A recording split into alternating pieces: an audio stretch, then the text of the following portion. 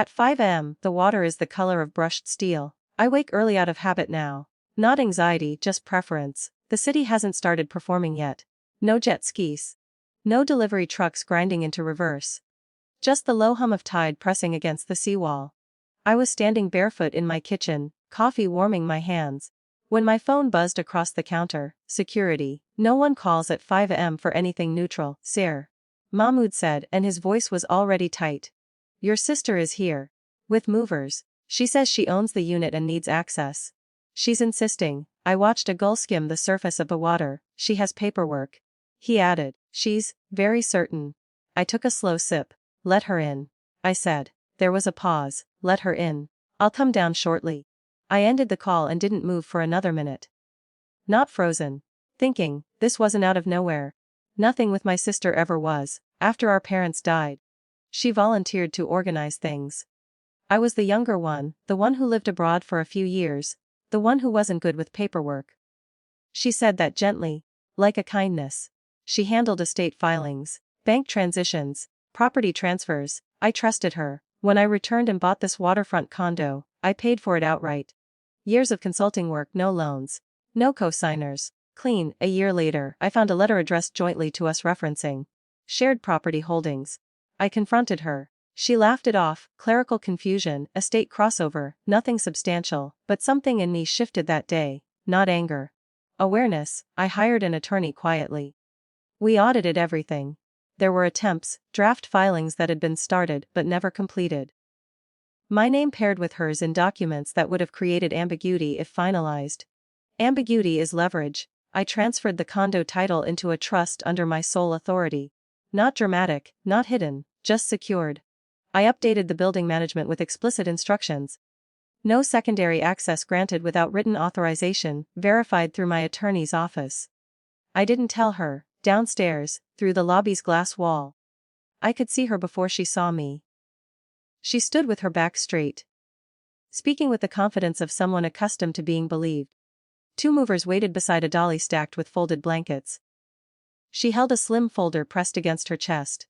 When she noticed me walking in, her expression softened into something rehearsed. There you are, she said, as if I were late to my own meeting.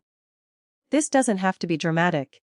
Mahmoud stepped aside, relief and confusion mixing in his eyes. What's going on? I asked evenly. She opened the folder and slid out a photocopy.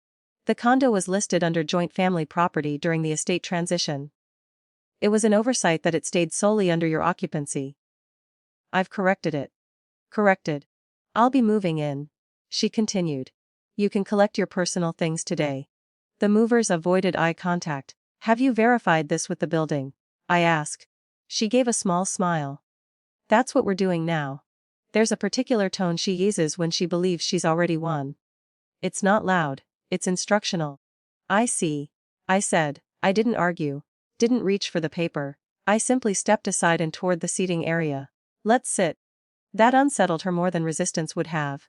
She didn't sit. Instead, she began explaining timelines, adjustments, how this would be easier for everyone if I cooperated. She spoke in terms of inevitability. I let her finish. Then I pulled out my phone and called my attorney's office. It went to the emergency line, the number reserved for active property disputes. I'd asked for that protocol months ago. I need you to confirm title and notify building management, I said. Yes.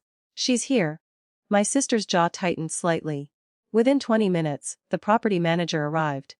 10 minutes after that, 2 uniformed officers followed, not aggressive, not urgent. Just procedural. Building policy when ownership claims conflict. The atmosphere shifted the moment authorities stepped into the room. Conversation stopped being personal. The property manager held a printed document. I've received confirmation, he said calmly. The unit is solely owned by the trust under Mr. Khan's name. There are no shared claims. Any attempted filings were incomplete and legally void. He looked at my sister. Without documented ownership, you cannot authorize entry or removal of property. Silence has weight when it's official, she tried once more. That can't be correct. I have. The officer spoke gently but clearly. Mayam, if you believe there's a legal dispute, it must be resolved through civil court. You cannot remove an occupant from property you do not legally own. It wasn't dramatic. No raised voices, no spectacle, just a boundary, stated by someone in uniform. Her certainty thinned, not shattered, just drained. She looked at me then, searching for something, apology maybe. Or invitation to soften it. I didn't provide either. You should have talked to me, she said quietly. I did. I replied. Last year. That was the only personal sentence I allowed myself. The movers began folding their blankets back onto the dolly. She closed her folder slowly, as if compressing the situation into something she could carry away. Before leaving, she tried one final angle. You're really gonna do this? After everything. There it was, the inheritance of obligation. I'm protecting what's mine. I said. That's all. No lecture, no history lesson. Just fact. She walked out through the sliding doors into the pale morning light. The movers followed. The officers nodded politely and left.